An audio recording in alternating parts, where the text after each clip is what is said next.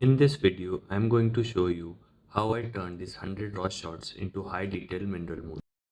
Welcome to Nilesh Solanki Photography. So in this video, I'll be giving you a tutorial from capturing the moon to stacking to get the final mineral moon reveal. So these are the 100 photos that I clicked with my Canon R8.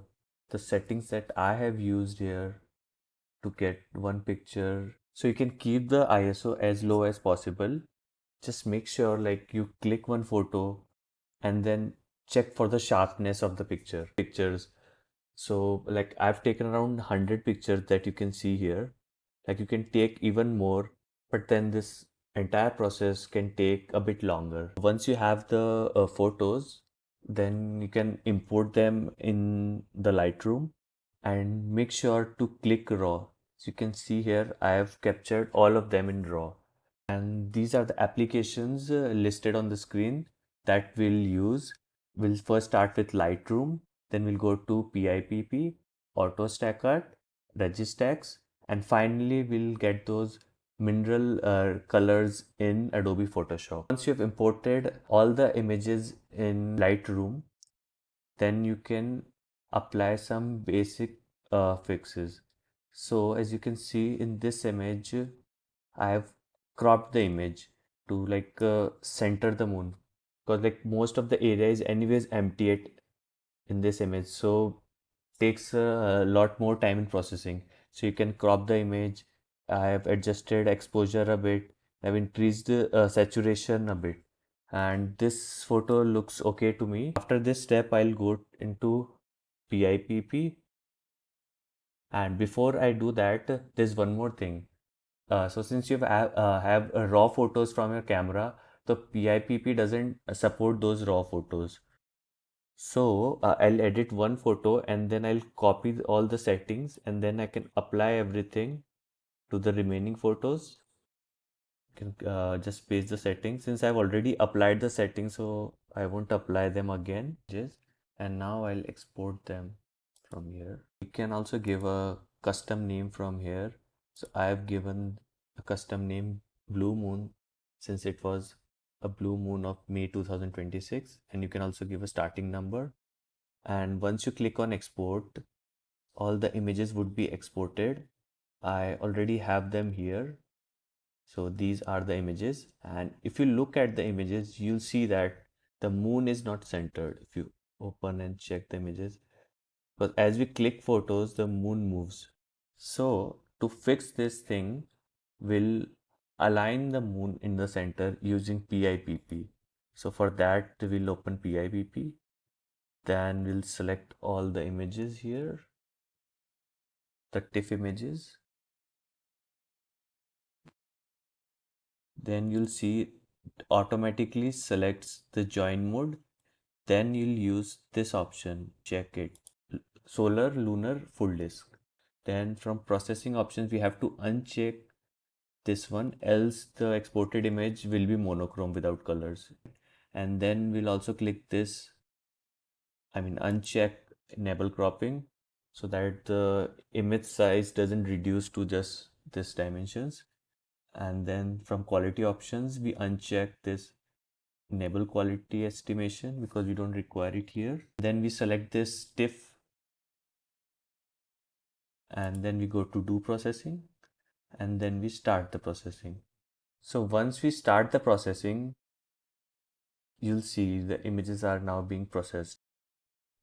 So once this processing is done, then we'll see a folder is created here,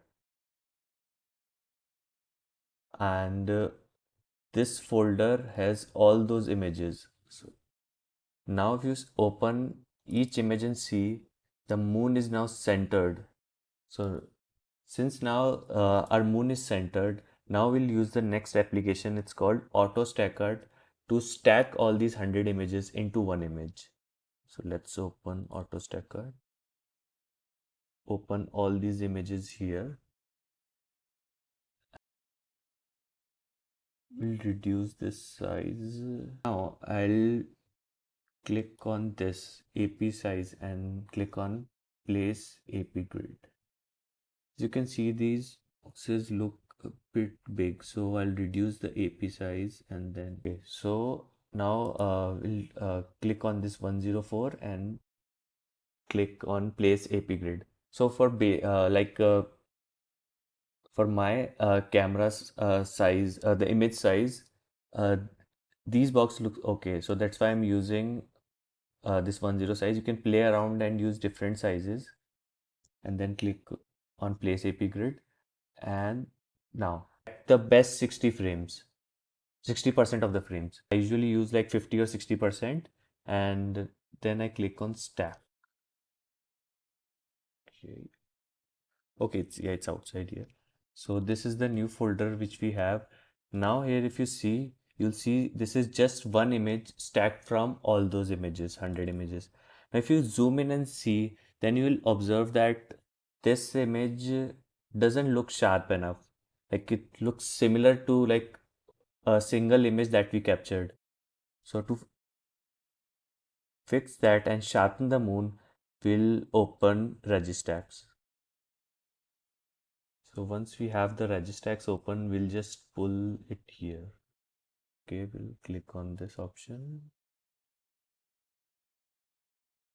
Okay, so this is the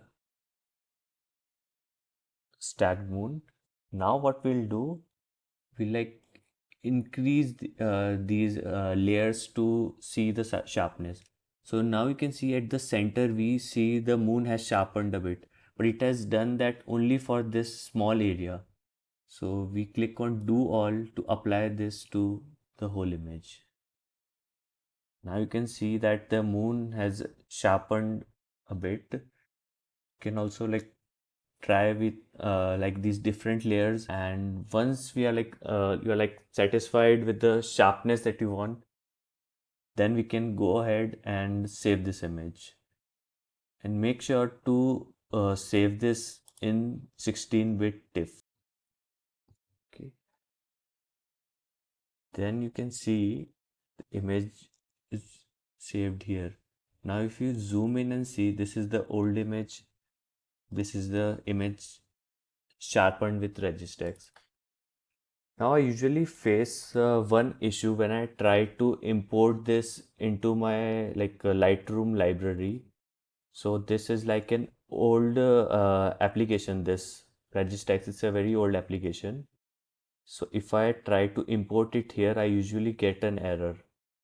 So what I usually do, I just like take it back to this application again, and then this issue is resolved. So for this, what I do, I just take this image back here, and then I don't change any other option, just do processing, and then I start processing. Okay, and then I have, okay, then I have it here. So this is the image. So now if I import it here, then you can see you can import the TIFF now. We don't get any errors now. Since I've already imported it here, I'll show you. So this is what I have as a stacked image, and this is a single image. You can see there's a lot of difference between this image. And then we have this final image which I had edited in Photoshop to reveal these mineral colors. So once we have a something like this from RegiStax, then what we can do, we can open this in Photoshop and do the editing. So we'll edit this in Photoshop to get those mineral colors. And then let's start with hue and saturation. So we'll slowly increase the saturation here, and then we'll add multiple layers of saturation, clarity and dehaze.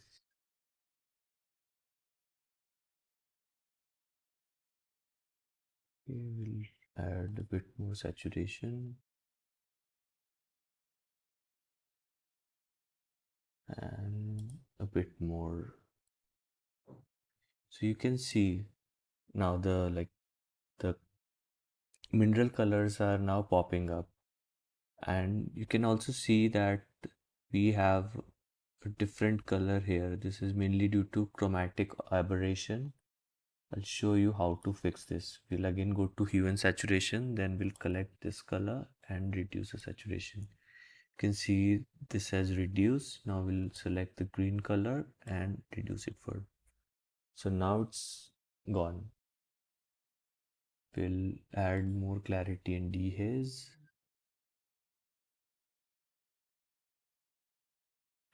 And you can add as much as you like the colors, like this clarity, dehaze and saturation.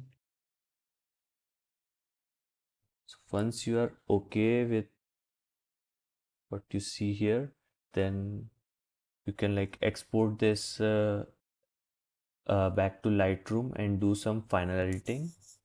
And I'll close this now. We have the file here, and now we can update the vibrance and saturation. Okay, we can also reduce the temperature to get that colored glow. Now you can see that this image, we have those mineral colors of the moon, and you can adjust the colors as per your liking. So that's the complete workflow. Hope you liked it. And I know it takes some time and patience to stack those images and get those colors, but in the end, it's worth it. If you like the video, do subscribe and hit a like button and press the bell icon for notifications. Thank you.